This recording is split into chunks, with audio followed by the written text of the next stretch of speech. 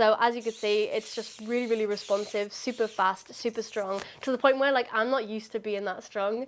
Yeah, and when I first put them on and like tried to pick something up, I was like crushing everything because they're hella strong. And these aren't even the strongest ones. They've also launched the Hero Rugged, which is like the even stronger, faster arm. So as you can imagine, it's pretty crazy, all while keeping it like lightweight, lighter than, you know, other ones on the market.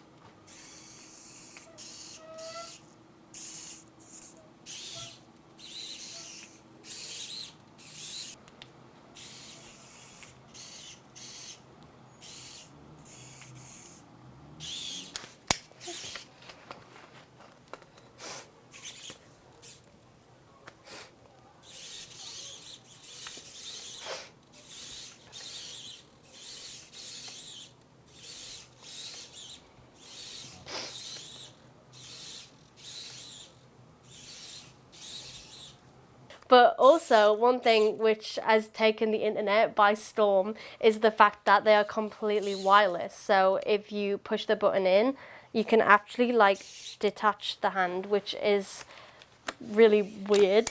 So I could just pull it out like that, but I can still operate it when it's not attached. So I can like move it around even when it's not attached to the arm, and that's just the same muscle sensors, same way I'd move it as if it were attached, but it doesn't even need to be attached. It could just go on its own missions, which is kind of crazy.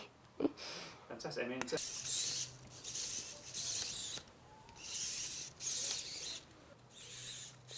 Going for the phone.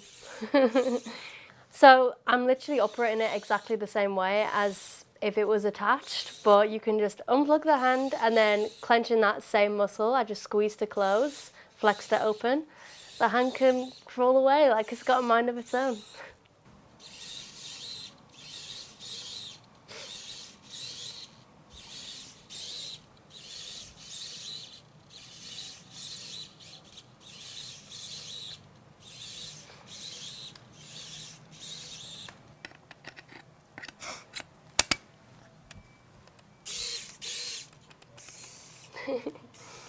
So these prosthetics are completely like muscle operated. There's no sort of like invasive chip or anything like that, contrary to popular belief. It's literally you just stick it on and there's these two sensors, which we call myopods. So there's got one on the inside and one on the outside. You just pop them in and what they're doing is tracking my muscle movements of my organic remaining limb.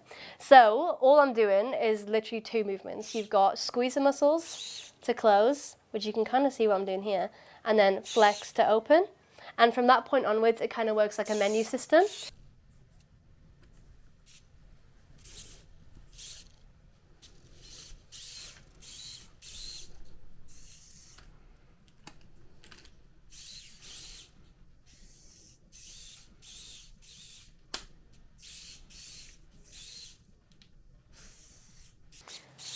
So I had meningitis septicemia when I was a baby, and if anyone doesn't know what that is, it's a pretty fatal disease, and initially I was literally told that I was going to die, like I was given 0% chance of survival.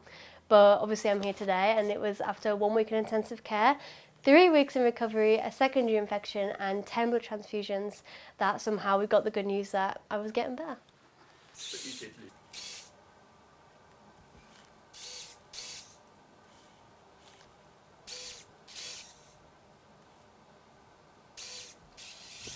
Lovely. When the doctors came in and said, listen, she's getting better, but we are going to have to amputate her hands, like anybody hearing that must think that is crazy and like devastating, like it's a life-altering, body-altering operation. It's going to change everything from this point onwards. So I can only imagine what it must have been like for my family and my parents and that sort of thing. I think when I was dealing with it all, obviously I was so young, like I can't really remember anything that happened, but I do know that I was like really stubbornly determined, and wanted to be as independent as possible.